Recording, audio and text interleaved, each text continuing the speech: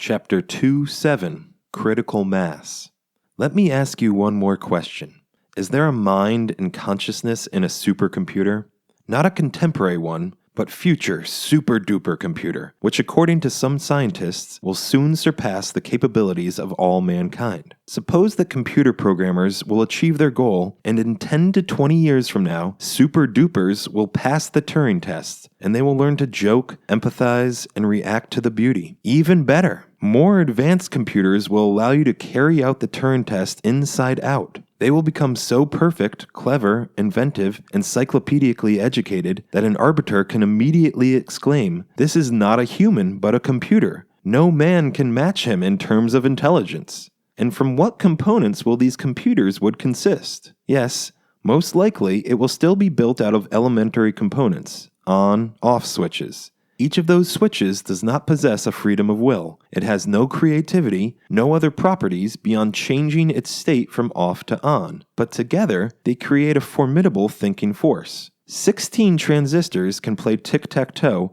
and never lose to the most experienced player. A computer containing 720 million transistors beat world champion Garry Kasparov with a score of 3.5 to 2.5. If the colonies observed by Ben Jacob can create spores, which he considered a vertical jump in evolution, then what are the capabilities of such a giant computer as the Biosphere? We know that the intellect of a colony, like any other group of living organisms, grows exponentially with increasing quantity. Given this factor, it can be concluded that the creation of a new species of the living world is a feasible task for the Biosphere. 2 points are important here. 1. For any specific problem solution, a certain minimum number of elements is required. It is necessary to achieve a critical mass of intellectual power. 2.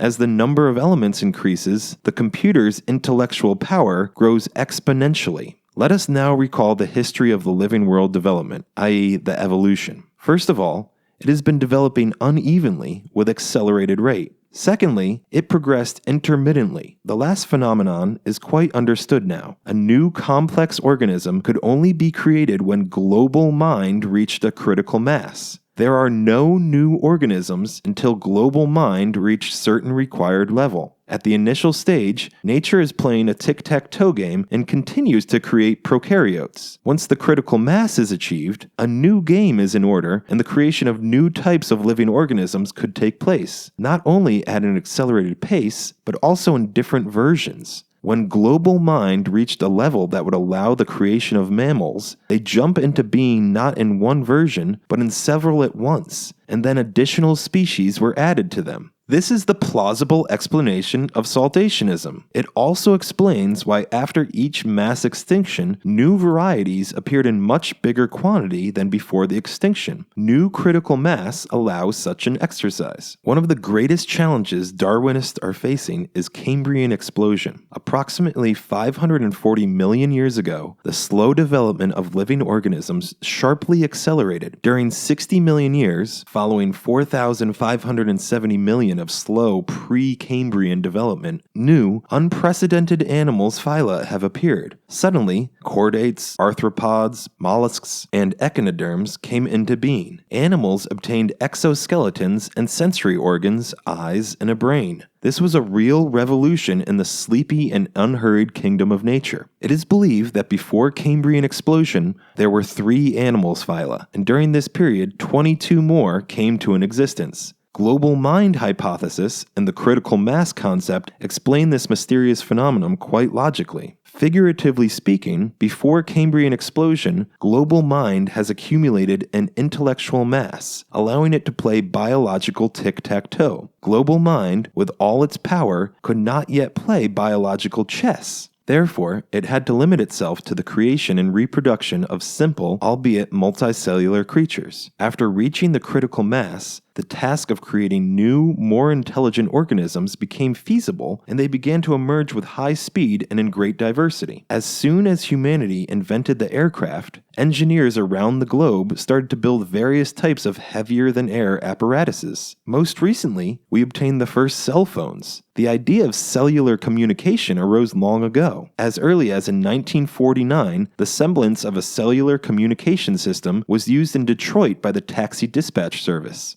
but the critical mass, in this case, the communication structure and the geography of its coverage, has not yet been accumulated. After successful local attempts, such as, for example, in Finland, which managed to cover 100% of the territory by 1978, the request for this type of communication began to expand explosively. In several decades, we have access to a huge variety of cell phone brands. It can be compared, perhaps, with the diversity of the living world after the Cambrian Explosion. Global mind critical mass is a direct analogy of a transistor-based computer capacity. We may recall the opinion of a well-known entomologist about the critical mass of termites. Migratory birds also behave like a single organism. There is no leader in the pack. The old birds and the young birds that hatched this year take turns in lead. The shoal flies as a single whole, a single organism. Scientists are still studying the mechanisms that allow birds to navigate during long-distance flights. The role of stars as landmarks and the sun orientation and orientation along the magnetic field of the Earth were investigated, but apparently the birds need something else. After all, if there would have been a specific orientation mechanism, the stars, the sun, or the Earth's magnetic field, then a lonesome bird may fly by itself. But that is not a case. A bird that has strayed from a pack that makes a long flight can never continue it on its own. Without the pack, bird usually dies. What does she lack? Collective intelligence. The bird has everything: strong wings, suitable weather conditions, etc., but it cannot fly in the right course. It does not have enough critical intelligence. It is inherent only in the whole flock until it is disintegrated. This is the same collective intelligence as in termites and other living creatures. With the biosphere, the situation is even more grandiose. It is the bearer of the global mind. We are not able to imagine its dimensions and the limits of its power. It is finite, but surpasses our capabilities in an unimaginable degree. An analogy, however, can be found in a single computer connected to the internet. Your desktop or portable computer is able to solve complex tasks, store all your document folders and family photos, but its ability cannot be compared to the massive data stored in a single data center. Your personal computer cannot work properly without regular software updates. It cannot live in isolation from the worldwide network, for this network unites and nourishes us all. Computers can already play chess or predict the weather. These tasks are very complex but solvable. But how about the more challenging task, life creation? Not even a whole life, but at least the simplest cell, if we, with all our science, cannot even understand how it works. By what laws and trajectories are its components acting? What makes it function? What is behind the mechanisms of copying, transmitting, and updating the stored biological information? Let us presume that we understand all of this and are able to build a cell from scratch. For such a task, we would need a super-duper computer which has a certain critical mass. For the sake of this goal, we will combine the entire computer power of the planet. Its total memory, as you remember, is equal to 1 yottabyte, 10 to the 24th bytes. Presume now that this computer works for quite an extended period of time, say a couple of billion years. Will it finally build a full-fledged living organism? Let us compare the latest figure with the total memory stored in the biosphere, i.e., in all living organisms. In computers, recall, memory is stored by transistors, which have only two states, on, off. In a living organism, memory is encoded in DNA by so-called codons, or triplets. The codon consists of a set of 3 adjacent nucleotides that encode certain amino acids. The nucleotide fulfills the role of the transistor, only global mind happened to be more intelligent than man. The transistor has 2 states, while the nucleation bases have 4 types: adenine, guanine, cytosine, and thymine. Therefore, 3 neighboring nucleotides can make 64 differing states. There are many thousands of nucleotides in DNA. Can you imagine to what degree this biological computer is greater than the hypothetical one assembled by humankind? What is the number of elementary living organisms in the world from which it would be possible, hypothetically, to assemble a very large computer? Does this number exceed 1 yottabyte? Imagine that we are still in a prehistorical world, unhabituated only by prokaryotes. According to some estimates, there were 10 to the 30 of them several billion years ago. This figure alone is 1,000,000 times larger than the number of cells of all computers on Earth. Let me remind you that only data centers devour 2% of all energy produced in the US. If we cancel all lighting, heating, and even electric vehicles, the maximum amount of computer technology that we could supply would be barely 50 times greater. This is still 20,000 times less than the number of prokaryotes, and each of the prokaryotes is not just an elementary switch, but a small computer center itself. In any of the 10 to the 30th prokaryotes, millions of bits of information are stored. And imagine, DNA can compute not just by itself, but even in the hands of university professors.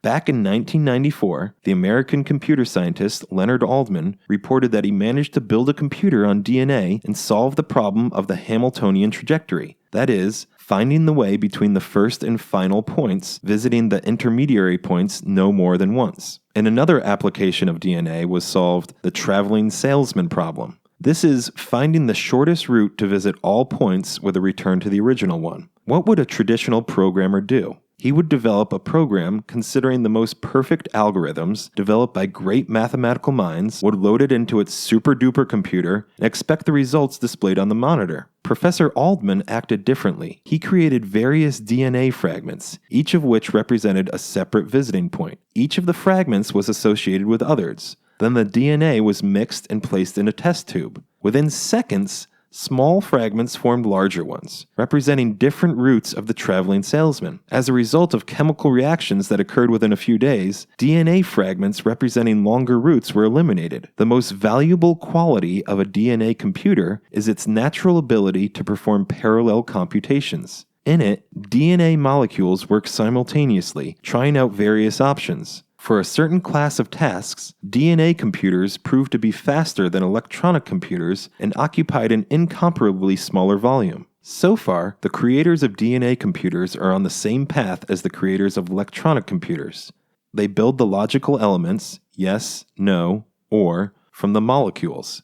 It seems that the next generation of engineers will be able to use all the possibilities of DNA computerization. This is, first of all, a more perfect coding system, parallel computation, and most importantly, a huge number of components. In the living world, the same thing happens. This is its basic law. As we shall see, the biosphere and its global mind are really built on hierarchical principles. Even such formidable mental power as global mind cannot manage the entire living world directly. To understand that, let us look at separate patterns of the living world, where individual parts count as greater than one. We will try to realize how much a more is different from a single. Let us start with the inhabitants of the underwater kingdom. Biologists from Princeton University, the USA, have studied the collective mind of common aquarium fish, guppies. They placed 256 fishes into an aquarium and organized the lighting in such a way that the aquarium had dark and brightly lit areas. Usually, fish try to be in a dark zone. To make the task even harder, the light areas constantly moved. 256 guppies quietly and quickly found the unlighted areas and strayed into them in flocks. Then, a quarter of the fish were removed from the aquarium. Time to search for dark areas has increased noticeably. When the number reduced to 128, they began to spend 5 times as much time.